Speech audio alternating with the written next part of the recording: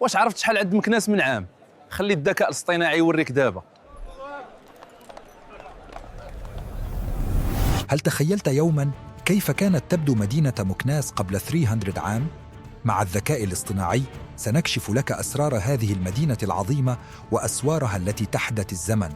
قبل 300 سنة كانت مكناس واحدة من أعظم المدن في المغرب، عاصمة للسلاطين ومركزاً للحضارة والعمارة الإسلامية. تخيل معي هذه المدينة المحصنة بأسوار ضخمة تمتد لأكثر من 40 كيلومتراً تحيط بها كقلعة منيعة. هذه الأسوار لم تكن مجرد جدران عادية، بل كانت تحفة معمارية تتخللها أبواب عظيمة، كل منها يحمل قصة وتاريخاً. لنبدأ بباب الخميس، أحد أشهر الأبواب التي كانت تعتبر المدخل الرئيسي للمدينة من الجهة الشرقية. كان هذا الباب مركزاً للتجارة والحركة، حيث كان القوافل تأتي وتذهب محملة بالبضائع من كل حدب وصوب. ثم هناك باب بوعماير الذي كان يشهد حركة دائمة بين المدينة والمناطق المجاورة. لكن إذا أردت أن ترى التحفة الحقيقية فأنت بحاجة إلى التوجه إلى باب منصور لعلج.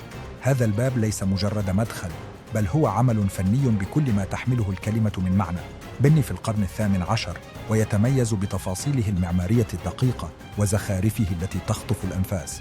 لو وقفت أمامه اليوم ستشعر وكأنك تنظر إلى لوحة مرسومة بيد فنان عظيم. الأسوار والأبواب لم تكن فقط للدفاع، بل كانت رمزاً لقوة المدينة وعظمتها. كانت مكناس مدينة حية تعج بالأسواق والحدائق والقصور.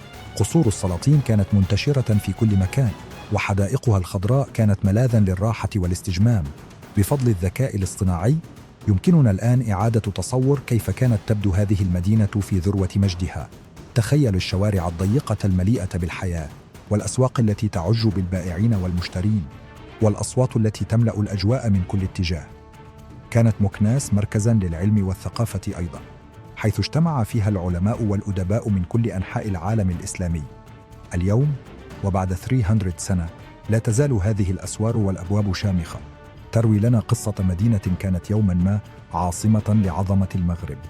ما هو أكثر ما أثار إعجابك في قصة مكناس؟ هل تعرف أبواباً أخرى لم نذكرها؟ شاركنا رأيك في التعليقات.